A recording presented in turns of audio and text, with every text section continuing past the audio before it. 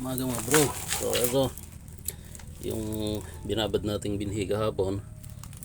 Ito na, inalis na natin, iahon na natin sa tubig.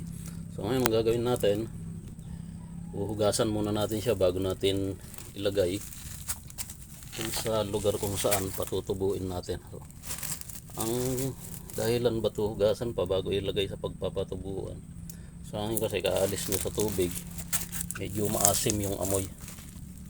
Kahit na napapalit-palitan naman natin yung tubig na pinagbabara, yung pag-ahon natin medyo may amoy maasim pa din. So ngayon hugasan muna natin, hugas muna tayo bro. Ito ang poso, tapos natin siya dyan, hugasan natin ha. Update ko ulit kayo.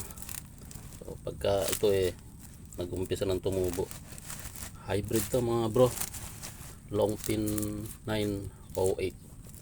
Okay, hugas muna tayo.